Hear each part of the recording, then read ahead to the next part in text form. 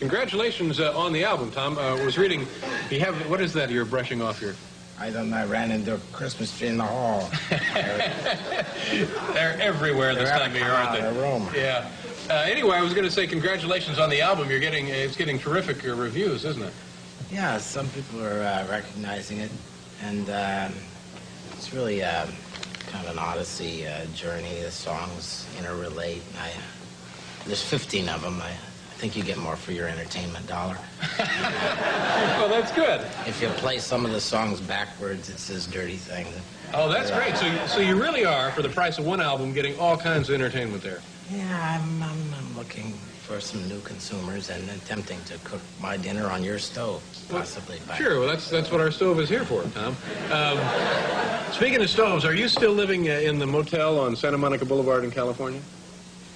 You must have me mixed up with somebody else.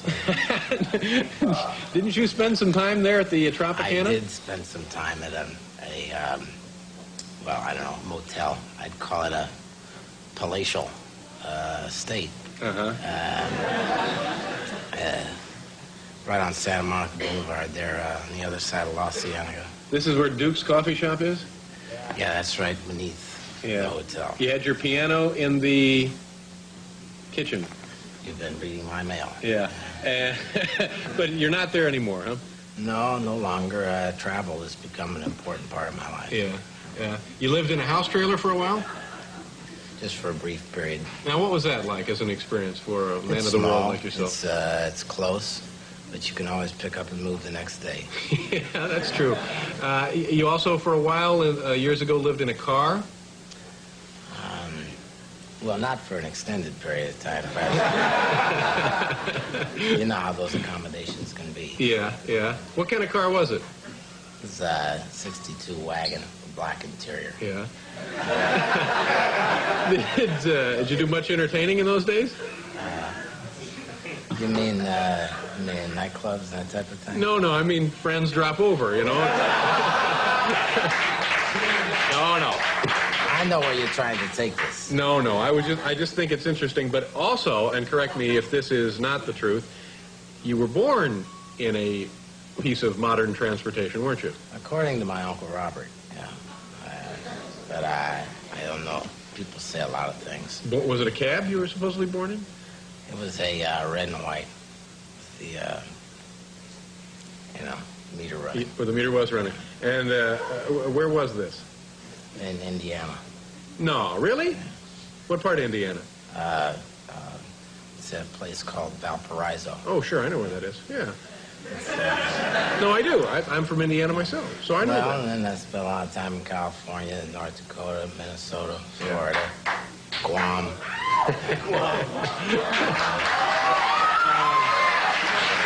All right, now, for a man who started life in the backseat of a red and white cab, last year you were nominated for an Academy Award. This is a long trip. You went to the award ceremony, didn't you? It was for the music for One from the Heart. Yeah. Yeah. Now, what was that like for you, being there? Well, I went back and forth. Well, I mean, I'm going to go, I'm not going to go. I couldn't make up my mind. In terms of fashion, I don't know. I would have to classify it as a cotillion. It's a lot of 1959 prom formals and that type of thing. Yeah. And so... did you have a tuxedo? As a matter of fact, I did, yeah. An old clothes horse like myself was in the right place. Yeah. What made you decide to show up for the presentation?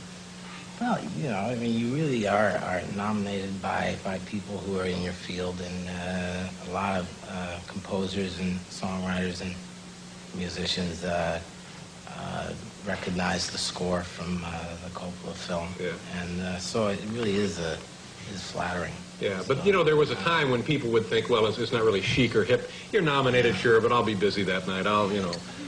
But you decided to show up and... Well, we were living like 3-4 blocks from the place.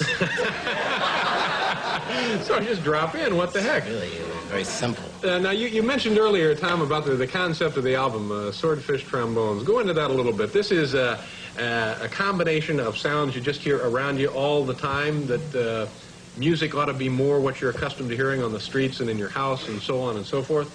Is that close? Am I getting warm there? Well, let's see. Frank really is the central protagonist who really kind of came to me in a dream, and he spoke to me of many things.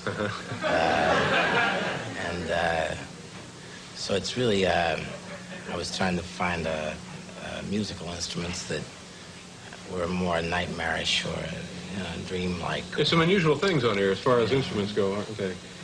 Brake drums? Yeah, that's the ones that you can find just about in any automobile wrecking yard. Yeah. And you use for percussion, those things? Yeah, you hit them with something that you hit them with anything. You hit them with a rock. Do you get a lot of strange mail, Tom? I don't get as much mail as I used to. But every now and then I get a letter that catches my attention. Do you have an example from a recent batch that you could share with us? I got a letter from a little kid that was from somewhere in the Midwest who had been suspended from school for bringing one of my records into a share. Got a show and tell deal? Yeah, it was that type of thing. And so it interrupted his curriculum temporarily. What was the particular record and the song he was playing for the kids?